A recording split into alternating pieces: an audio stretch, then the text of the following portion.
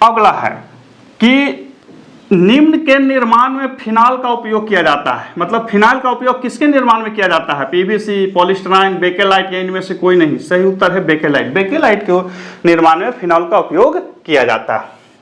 अगला प्रश्न है कि द्रव्य की अवस्थाओं में अधिकतम संख्या कितनी है? यानी कि द्रव्य यानी कि पदार्थ की अधिकतम कितनी अवस्थाएं हो सकती हैं? 5, 4, 3, 2। सही उत्तर है 5। द्रव्य की यहाँ पर देखिए कैसे लिख दिया, द्रव्य लिख दिया। ध्यान रखेंगे, परीक्षाओं में यही सब चीज को ध्यान रखना होता है। अगला है कि अनुच्छेद इतना के तहत अंतर राज्य परिषद का गठन किया जा सकता है। देखिए भारत में राज्य केंद्र राज्य के बीच में समन्वय बनाने के लिए राष्ट्रपति अंतर राज्य परिषद का गठन करते हैं या कर सकते हैं।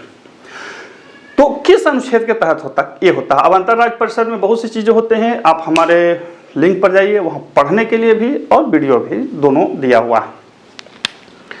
किसके तहत? 261, 262, 263, 264। सही उत्तर है 263। अनुच्छेद 263 आर्टिकल 263 के तहत राष्ट्रपति अंतर राज्य परिषद का गठन कर सकते हैं। 12वां है कि अनुच्छेद इतना के तहत राज्यपाल की सहायता एवं सलाह के लिए एक मंत्री परिषद होगी। यानी कि राज्यों में मंत्री परिषद का उल्लेख कौन सा अनुच्छेद करता है? 161, 162, 163, 164। सही उत्तर है 163। अनुच्छेद 163 के तहत राज्यपाल की सहायता एवं सलाह के लिए एक मंत्री परिषद होगा। आगे का प्रश्न देखते हैं। अब देखते हैं अगले प्रश्न से, जो प्रश्न बच गया है उसको। फिर है गलत को चुनो।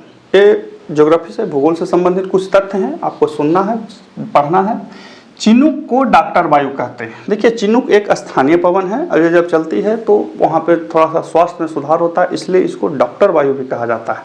आपसे सवाल बहुत तरह से पूछेगा कि चिनूक कहाँ चलती है, ये बताना है। निम्न में से किस स्थानीय वायु को डॉक्टर वायु भी कहा जाता है? तो चिनूक को याद रखिएगा। हरियाणा, पंजाब एवं राजस्थान भाखड़ा नांगल परियोजना से जल प्राप्त करते हैं। बिल्कुल यही 3 स्टेट प्राप्त करते हैं। ओरस नीस लाइन जर्मनी तथा पोलैंड के मध्य है। बिल्कुल है। पारिस्थितिकी तंत्र की संकल्पना सोल्जर ने की थी? नहीं, गलत है। किन्होंने किया था? कमेंट कीजिएगा।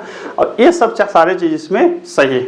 एक चीज ध्यान रखिए कि इसमें से जो भी चीज का डाटा आपसे, जैसे भारत में बहुत सारे बहुउद्देशीय परियोजनाएं हैं या बहुराज्यीय परियोजनाएं हैं, उन सारे परियोजनाओं का डाटा आपको रखना होगा कि किस परियोजना से कौन सा राज्य लाभान्वित होता है।